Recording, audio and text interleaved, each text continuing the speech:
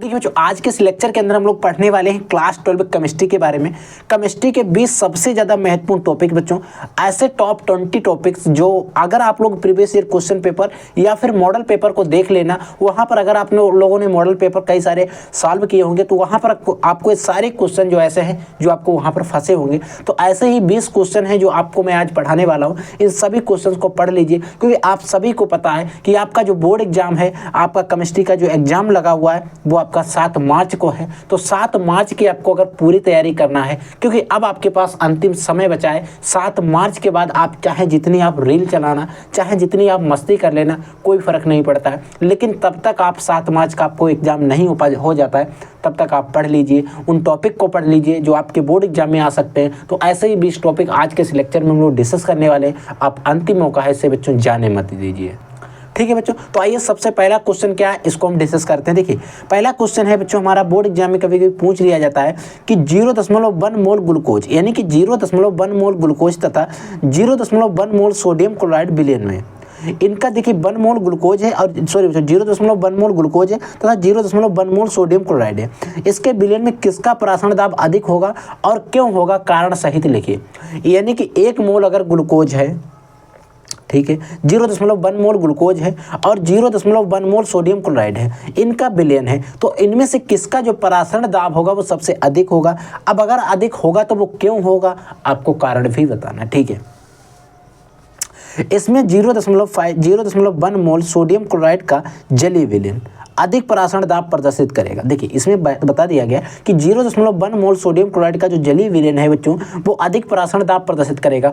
अब यहाँ पर कह रहा है ऐसा क्यों होगा, अगर होगा भी तो ऐसा क्यों होगा, क्योंकि यहाँ जो आयनन पर Na पॉजिटिव और Cl निगेटिव 2 आयन देता है। ये जो अगर आप सोडियम क्लोराइड का आयनन करोगे, NaCl का आयनन करोगे तो N पॉजिटिव और Na positive Cl negative 2 ion देता है। ठीक है, जबकि ग्लूकोज का आयनन होता ही नहीं है, ग्लूकोज का आयनन नहीं होता है, चीज़ आपको याद रखना है।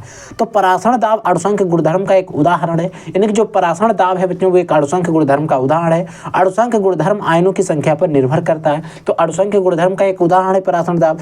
और परासरण दाब जो अणुसंख्य गुणधर्म है वो उनकी आयनों की संख्या पर निर्भर करता है, और ग्लूकोज का आयनन होता नहीं, तो इसका मतलब ग्लूकोज का परासरण दाब सबसे कम होगा। जो बच्चों अणुसंख्य गुणधर्म होता है वो डायरेक्टली प्रोपोर्शनल होता है अणुओं की संख्या। इन गुणों जो आपको गुण दिखाई दे रहे हैं, इन गुणों में आयन जो होता है, हाइड्रोजन जो आयन होता है बच्चों, वो अणुओं को समान व्यवहार प्रदर्शित करता है या व्यवहार करते हैं।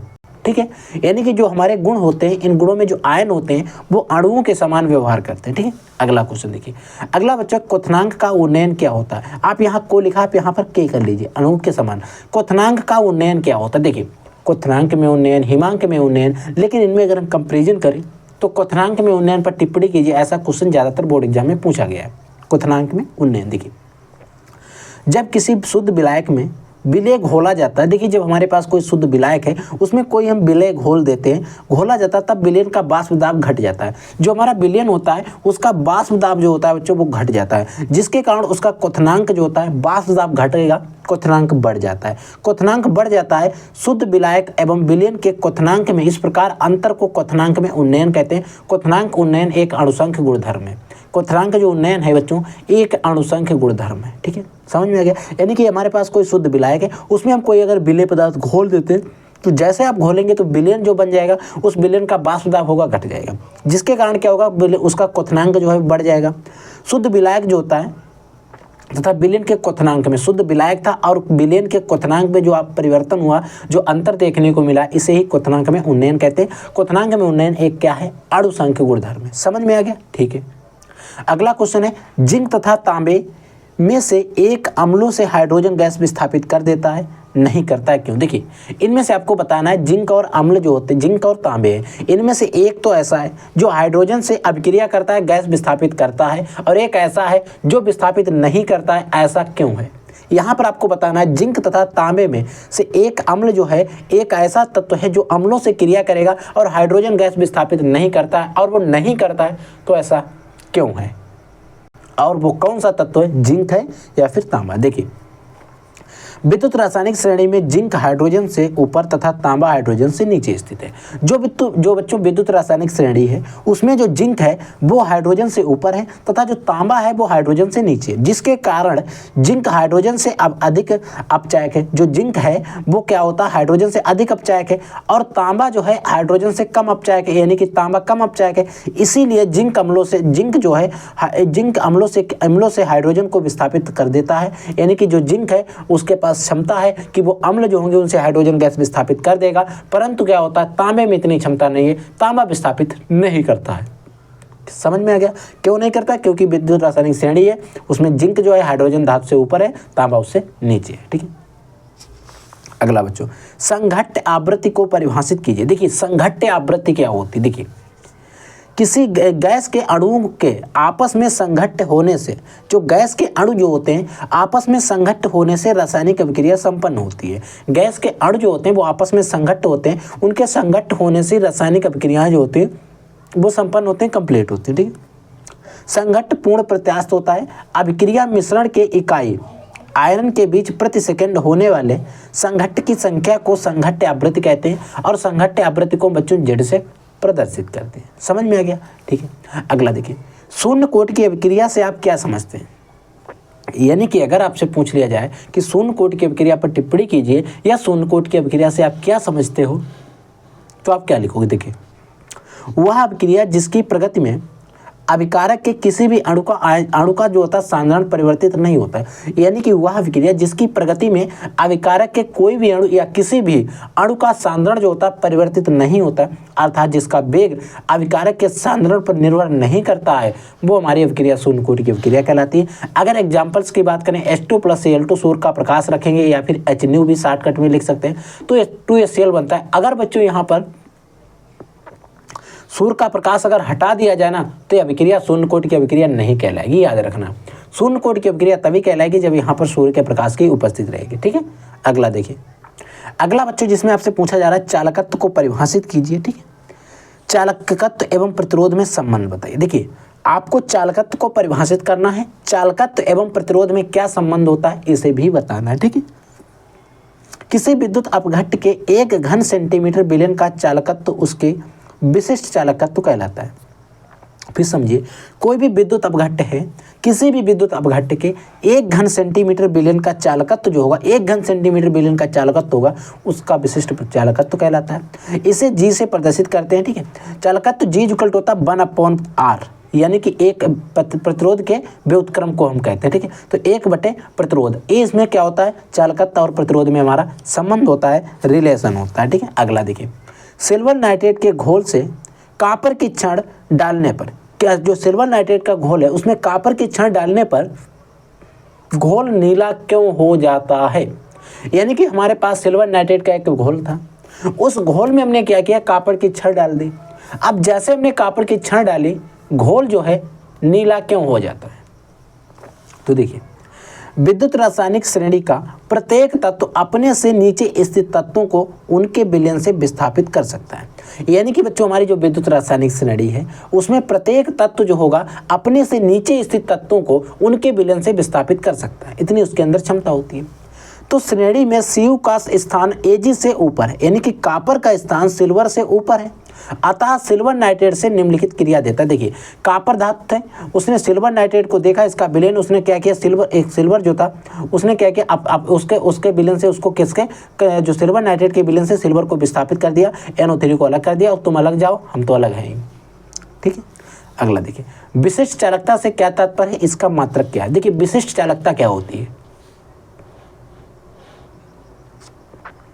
किसी चालक के विशिष्ट प्रतिरोध के व्युत्क्रम को विशिष्ट चालकता कहते हैं। इसे ग्रीक अक्षर कप्पा से भी प्रदर्शित करते हैं। ठीक है, कप्पा इक्वल होता है 1/, प्रतिरोध ओम इनवर्स सेंटीमीटर इनवर्स, इसका एक मात्रक होता है। ठीक है, समझ में आ गया। अगला क्वेश्चन देखिए, अगला क्वेश्चन है कि विद्युत रासायनिक श्रेणी किस आधार पर बनाई गई है, समझाइए। देखिए बच्चों जो विद्युत रासायनिक श्रेणी बनाई गई है वो किस आधार पर बनाई गई है, तो विद्युत रासायनिक श्रेणी बनाई गई जो है वो धातुओं और अधातुओं को उनके बढ़ते हुए मानक अपचयन विभव विभव को उनके बढ़ते हुए मान के इलेक्ट्रॉन विभव के क्रम में व्यवस्थित किया जाता है तो विद्युत रासायनिक श्रेणी प्राप्त होती है। समझिएगा, कई सारी धातुएं थी और कई सारी अधातुएं थी, उनको क्या किया गया, उन धातुओं और अधातुओं को उनके बढ़ते हुए मानक इलेक्ट्रोड विभव के क्रम में उनको व्यवस्थित किया गया। अब जैसे व्यवस्थित किया गया तो एक श्रेणी प्राप्त हो गई। अब उस श्रेणी को ही विद्युत रासायनिक श्रेणी कहा जाता है। समझ में आ गया। अगला क्वेश्चन देखिए बच्चों, अगला क्वेश्चन है बच्चों, Mn double triple positive ion की अपेक्षा Mn डबल पॉजिटिव आयन अधिक स्थायी होता है, ऐसा क्यों है? एक क्वेश्चन मैं आपको पढ़ा चुका हूँ। देखिए, Mn ट्रिपल पॉजिटिव आयन जो होता है Mn डबल पॉजिटिव आयन की अपेक्षा अधिक होता है, क्यों स्थायी होता है? देखिए, Mn का अगर हम परमाणु क्रमांक की बात करें तो वो आपका होता है 25, कितना होता है 25, लेकिन जितने यहाँ पर पॉजिटिव होंगे उतने इलेक्ट्रॉन से उतना परमाणु क्रमांक कम कर दीजिए, यानी कि 2 पॉजिटिव है यानी कि इसका बचा 23। अब यहाँ पर 3 पॉजिटिव हैं तो इसका मतलब 22 बचा। जब आप इन दोनों के इलेक्ट्रॉनिक विन्यास बनाओगे तो जब इलेक्ट्रॉनिक विन्यास बना रहे हैं, जब देख रहे हैं तो देख रहे हैं डबल पॉजिटिव में जो है 3d5 आ रहा है और जो हमारा Mn ट्रिपल पॉजिटिव है उसमें 3d4 आ रहा है। ठीक, तो देखिए इलेक्ट्रॉनिक विन्यास बनाने पर ज्ञात हुआ है कि Mn डबल पॉजिटिव आयन अर्धपूरित इलेक्ट्रॉन उपस्थित है। इसमें क्या है, Mn डबल पॉजिटिव आयन में अर्धपूरित इलेक्ट्रॉन उपस्थित है, जिसका कारण है जिसके कारण इसका 3d उपकोष अधिक स्थायी होता है, क्योंकि इसीलिए Mn ट्रिपल पॉजिटिव आयन की अपेक्षा Mn डबल पॉजिटिव आयन अधिक स्थायी होता है। देखिए होता क्या है, कोई भी अगर कक्षक है वो पूर्ण रूप से भरा है या फिर आधा भरा है तो वो अधिक स्थायी होता है अगर आप कंपेरिजन करेंगे अदर यानी कि अदर इलेक्ट्रॉन से। अगर यहाँ पर 5 की जगह पर 6 होता है या कुछ और होता तो हम नहीं कह सकते थे अधिक स्थायी है, क्योंकि डी जो उपकोष होता है उसमें लगभग 10 इलेक्ट्रॉन रह सकते हैं, क्योंकि 5 कक्षक होते हैं तो एक कक्षक में 2 इलेक्ट्रॉन रहते हैं। ठीक है, तो 2 रहते हैं तो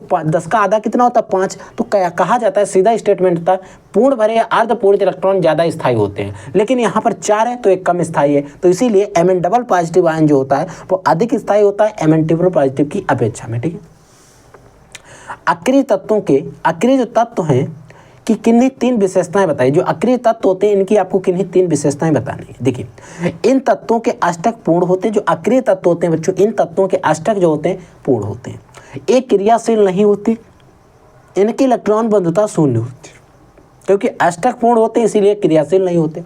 क्रियाशील नहीं होते इसीलिए इनकी जो इलेक्ट्रॉन बंधुता होती है वो शून्य होती है। ठीक है, सिद्ध कीजिए कि ग्लूकोज में 5 हाइड्रोक्सिल समूह उपस्थित होते हैं। यानी कि आपको सिद्ध करना है कि जो हमारा ग्लूकोज होता है उसमें 5 हाइड्रोक्सिल समूह उपस्थित होते हैं। देखिए, जब ग्लूकोज की क्रिया PCl5 से होती है, फास्फोरस पेंटाक्लोराइड से होती है, तब ग्लूकोज में उपस्थित OH 5 OH समूह क्लोरीन के द्वारा विस्थापित हो जाते हैं। 5 OH जो समूह हैं वो क्लोरीन के द्वारा विस्थापित हो जाते हैं, जिससे यह सिद्ध होता है कि ग्लूकोज में 5 हाइड्रोक्सिल समूह उपस्थित होते हैं। देखिए, ये हमने ग्लूकोज की रिंग बनाई है खोलकर, C6H12O6 होता है, वही इसको खोलकर बनाया गया। ठीक, अब इसमें जब PCl5 से क्रिया कराई जाती है तो यहाँ पर जहाँ जहाँ OH है वो क्लोरीन के द्वारा विस्थापित हो जाता है, तो देखा जाता है 4 इधर है, एक 5 है, तो 5 OH 5 Cl के द्वारा विस्थापित हुए हैं, जिससे सिद्ध होता है कि ग्लूकोज में 5 हाइड्रोक्सिल समूह जो है वो प्रेजेंस होते हैं, उपस्थित होते हैं। ठीक है, समझ में आ गया।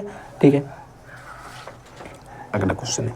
अगला क्वेश्चन बच्चों है पेप्टाइड बंध क्या है, यानी कि पेप्टाइड बंध क्या होते हैं, आपको पेप्टाइड बंध के बारे में बताना है। तो देखिए, वे बंध जो प्रोटीन अणुओं के मध्य में उपस्थित होते हैं, यानी कि ऐसे बंध जो प्रोटीन अणुओं के मध्य में उपस्थित होते हैं, या फिर वे बंध जो प्रोटीन अणुओं के मध्य में उपस्थित होते हैं, या फिर प्रोटीन अणुओं को बांधे रखते हैं, पेप्टाइड बंध कहलाते हैं। समझ में आ गया। अगला देखिए, अगला बच्चों क्वथनांक में उन्नयन। क्वथनांक में उन्नयन, ठीक है, क्वथनांक में उन्नयन बच्चों में एक बार पीछे भी पढ़ चुके हैं, लेकिन वहां पर मैंने डिटेल में बात की थी। अगर अति लघुत्तरी में पूछा जाए तो एक दूसरी परिभाषा है, लेकिन इसका अगर आप सेंस निकालोगे तो एक ही है। देखिए, इसमें क्या कह रहा है, जब किसी विलय को, जब हमारा कोई विलय है, वहां पर शुद्ध विलायक की बात की जा रही थी। ठीक है, तो जब किसी विलय को विलायक में घोला जाता है तो प्राप्त विलयन में तो एक विलयन प्राप्त होता है, तो प्राप्त विलयन के क्वथनांक में जो उन्नयन का मतलब होता है वृद्धि होती है, उसे क्वथनांक में उन्नयन कहते हैं। इसे डेल्टा टी से प्रदर्शित करते हैं।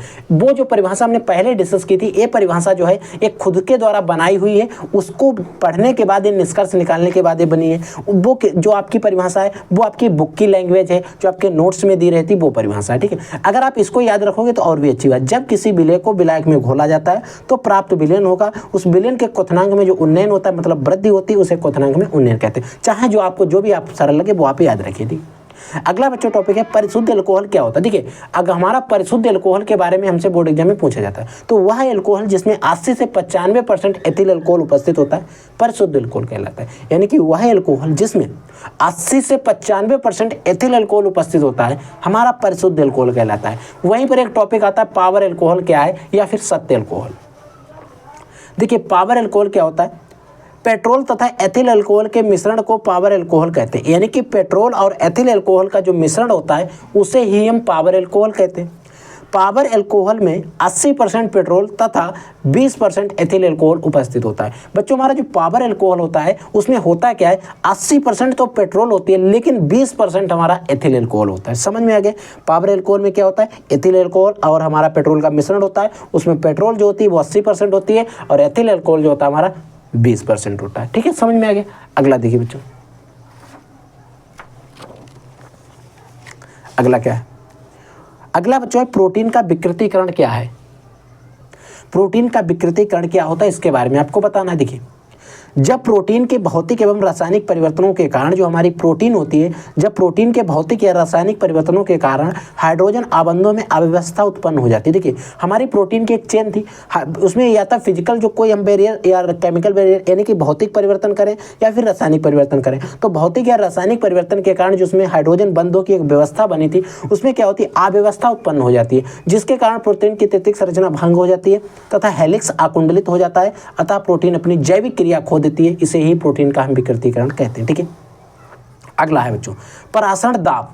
परासरण दाब क्या होता है, देखिए बच्चों अगर आप गाड़ी को रोकते हैं तो ब्रेक लगाते हैं तो वो एक दाब हो गया, यानी कि गाड़ी को रोकने के लिए लगाया गया दाब उसको हम ब्रेक कहते हैं। ठीक है, ब्रेक लगाते हैं। वही प्रकार आप किसी भी वायुयान को रोकने के लिए जो भी जहाँ कहीं पर किसी भी चीज़ को रोकने के लिए दाब लगाया जाता है वो उस चीज़ का दाब कहलाता है। उसी प्रकार परासरण की क्रिया चल रही थी, उस परासरण की क्रिया को हमें रोकना है तो वहाँ पर परासरण की क्रिया को रोकने के लिए जो दाब लगाया जाएगा उसे हम परासरण दाब कह देंगे। तो देखिए वह न्यूनतम दाब जो परासरण की क्रिया को रोकने के लिए आवश्यक होता है परासरण दाब कहलाता है। यानी कि वह न्यूनतम दाब जो परासरण की क्रिया को रोकने के लिए आवश्यक होता है वो दाब ही परासरण दाब कहलाता है। इसे से बच्चों हम पी से प्रदर्शित करते हैं और इसकी जो इकाई होती है परासरण दाब जो होता है वो वायुमंडल में नापा जाता है। ठीक, अगला क्वेश्चन, संक्रमण धातुएं सामान्यतः रंगीन यौगिक बनाती हैं, ऐसा क्यों होता है। तो बच्चों हमारी जो भी संक्रमण धातुएं होती हैं वो रंगीन यौगिक बनाती हैं क्योंकि उनमें आयुग्मित इलेक्ट्रॉन उपस्थित होते हैं।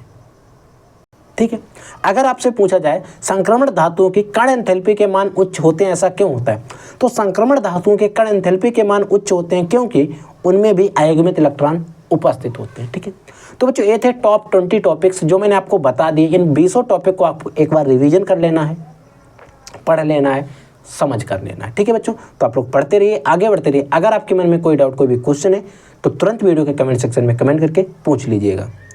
ठीक है बच्चों, तो I will take in this class. तब तक के लिए जय हिंद, वंदे मातरम।